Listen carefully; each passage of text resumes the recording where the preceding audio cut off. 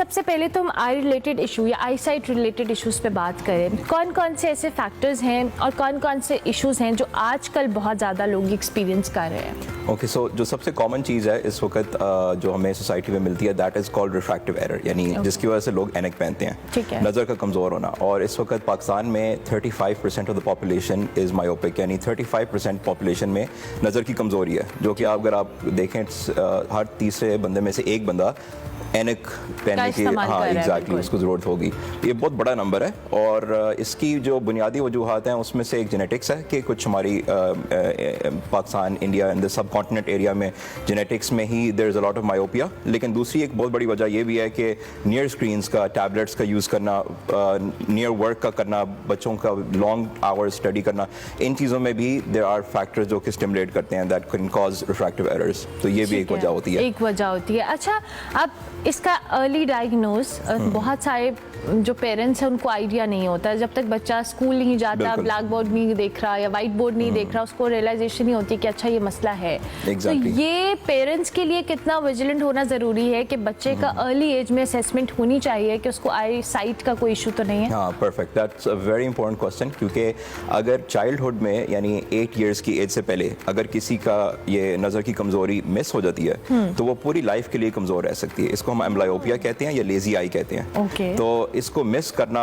It's negligence, और इसको pick करने के लिए सबसे कॉमन, जो सबसे आसान तरीका ये होता है कि आप अपने बच्चे के टीचर्स के साथ इन टच रहें।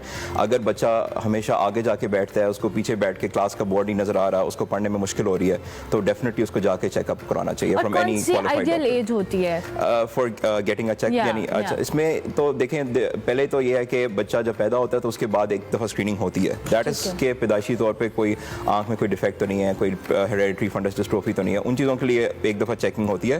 रेटिनोपैथी और प्रीमेच्योरिटी, कुछ डिजीज़ होती हैं जो कि पैदाइशी तौर पे होती हैं।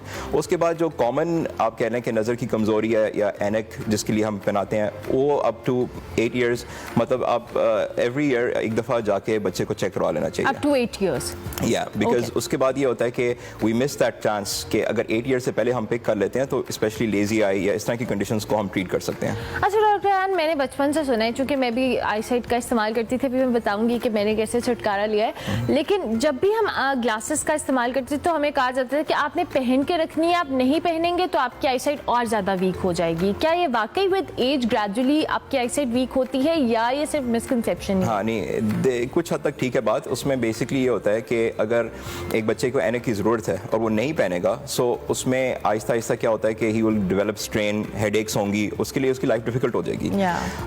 दूसरी बात यह है कि जैसे बच्चा बड़ा होता है up until the age of 18, उसकी आई पूरी बॉडी की ग्रोथ हो रही होती है, तो जैसे आई का ग्रोथ होती है तो उसका नंबर भी बढ़ता है। तो इसलिए नंबर का बढ़ना कोई इतनी परेशान कुन बात नहीं है, ये नॉर्मल चीज़ है, एक फिजियोलॉजिकल प्रोसेस है। लेकिन उसी के साथ साथ उसके नंबर करेक्ट होना और उसकी अप्रोप्रिएट ग्लासेस या अप्रोप्रिएट करेक्शन लेना बहुत ज़रूरी होता है। अच्छा, क्योंकि आपकी एक्सपर्टीज लेजिक में है, लेजिक सर्जरीज में भी हम बात करें, मैंने खुद लेज़र सर्जरी कराई है और doctor Ayan was my doctor.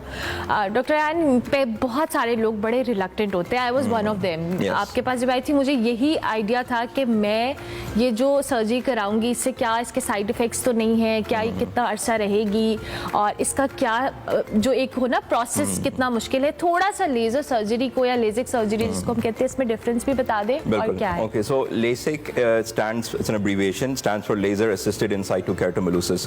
ये 1970s में डेवलप हुई थी और 1995 में the FDA of the United States, जो एक अथॉरिटी यानी रेगुलेटरी बॉडी है, उन्होंने इसको अप्रूवल दिया था to be completely safe patients के लिए। यानी अब ये था कि पूरी दुनिया में इसको सेफली किया जा सकता है और इस वक्त it is one of the safest procedures. उसकी वजह ये है कि इसमें बहुत हम एक एक्सटेंसिव वर्कअप यानी हम चेकअप करते हैं, हर कोई इसी की लेज़र नहीं हो सकती। इसमें जिस तरह आपका हुआ था कि पहले आपके आई की चेकअप हुआ, रेटिना देखा, फिर एक स्कैन हुआ, जब सारे पैरामीटर्स आपके नॉर्मल थे तो फिर हमने कहा कि आपका अब सेफली हम कर सकते हैं, देन वी मूव फॉरवर्ड। तो इसलिए इसमें कोई शक नहीं है, आंख का कोई भी प्रोसीजर होगा हमेशा हर कोई डरता है, नोबडी वांट्स कि अपनी आंख के करीब कोई भी चीज़ हो, बहुत एक फोबिया होता है, एक डर होता है बंदे को। लेकिन ये है कि अल्हम्दुलिल्लाह we have done hundreds thousands बल्कि ऑफ दीज प्रोसीजर्स, और उसमें यह है कि आप देखें कि एक बंदे की अगर फॉर एग्जांपल टांग का मसला है तो वो एक वॉकिंग स्टिक लेके फिरता है, तो जब आपकी आई का एक हाई नंबर होगा तो आप ग्लासेस आर बेसिकली हैंडीकैप्ड, एक आपको एक एड मिला हुआ है। एग्जैक्टली, ये तो एक हैसल है पूरी। हर वक्त उस चीज़ पे डिपेंडेंट होते हैं, अगर आपके पास नहीं है है तो आप दुनिया को सही क्लियर देख नहीं सकते। तो ये लेजर करवाने का फायदा ये है कि it's a once in a lifetime permanent treatment जहाँ पे सेफली किया जाए। मैं ये नहीं कह रहा कि हर किसी की हम करें, वी ओनली डू इट जहाँ पे सेफली हो सकती है। तो अगर एक बंदा सूटेबल कैंडिडेट है and he gets it done तो फिर ऑब्वियसली उसकी लाइफ चेंजिंग एक प्रोसीजर होता है। And what's the ideal age? So ideal age is around 18 and above. Okay, लेकिन इसमें ज्यादा इंपॉर्टेंट ये होता है कि जो बच्चे का नंबर है वो स्टेबल होना चाहिए। तो हम देखते हैं कि हिस्ट्री क्या है, पेशेंट का नंबर चेंज तो नहीं हो रहा। Once the number is stable, usually 18 के बाद आई की ग्रोथ रुक जाती है और नंबर स्टेबल हो जाता है। So that is the common age, but it might be higher, it might be 19 20 depending के नंबर स्टेबल हो चुका हो। अच्छा, इसकी अब जाहिर है मैंने करा लिया, अब इसकी क्या ये लाइफ टाइम होता है? और विद टाइम आपने जैसे भी बात भी की कि हमारी जो करीब की नजर होती है वो विद एज खराब होती ही होती है, क्या वो भी इसमें केटर होती है? नहीं, वो होगी लेकिन ये दूर की आई साइड। ऑलराइट, सो बिल्कुल दैट्स अ डिफरेंट थिंग, क्योंकि अब ये जो हम करेक्ट करते हैं ये आपकी दूर की विजन है, यानी दूर की ऐनक उतर जाती है। 40 की एज के बाद एक और चीज शुरू होती है व्हिच इज कॉल्ड प्रेसबायोपिया। इसका मतलब ये है कि आपकी जो आंख के मसल्स होते हैं उनके अंदर वो फ्लेक्सिबिलिटी नहीं रहती जो एक यंग बंदे में होती है।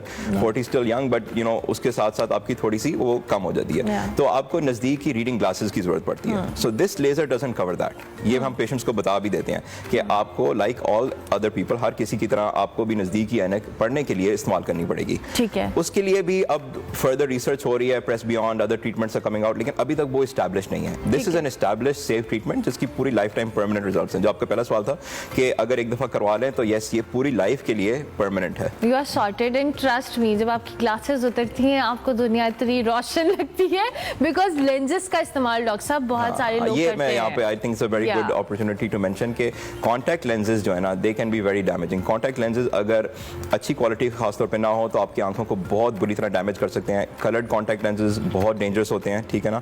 अगर किसी ने यूज़ करने हैं they should go for some कोई अच्छी ब्रांड, अच्छी कंपनी के हो, बट मैं जनरली अपने पेशेंट्स को मना करता हूँ क्योंकि हमारे पास बड़े कॉमनली बच्चे आए होते हैं, young people who have damage their eyes, अपनी आंखों को इतना बुरा डैमेज किया होता है contact lens, coloured contact lenses wear की वजह से, कलर्ड कॉन्टैक्ट लेंसेज। जिनकी मजबूरी है वो तो लगा लें, लेकिन जिनकी नहीं है उनको वैसे मुझे लगता है कि अवॉइड ही करना चाहिए। बेहतर ये कि अवॉइड करना चाहिए। अच्छा डॉक्टर साहब, अब जिन बच्चों की आईसाइट वीक है, जाहिर है पेरेंट्स बड़े कंसर्न होते हैं, विद टाइम एक चीज बढ़ी है, क्या इसको स्टॉप करने के लिए या इसको प्रिवेंट करने के लिए क्या किया जा सकता है? बिल्कुल, ओके। तो इसमें सबसे पहली चीज़ ये है कि हर पेशेंट को जब भी हम लेके चलते हैं तो लाइफस्टाइल मॉडिफिकेशन की बात करते हैं, यानी आपकी जो रोज़मर्रा ज़िंदगी में क्या चीज़ें आप कर सकते हैं जिससे इसमें कुछ प्रिवेंशन, यानी इससे बचाया जा सकता है। तो पहली चीज़ ये है कि बच्चों का जो स्क्रीन टाइम है, अगर वो मोबाइल पे या टैबलेट्स पे या लैपटॉप पे यूज़ कर रहे हैं तो 2 to 3 आवर्स से ज़्यादा दिन में नहीं होना चाहिए। उसके बाद दूसरी चीज़ ये है कि जो फार स्क्रीन है, मसलन अगर टीवी पड़ा हुआ है,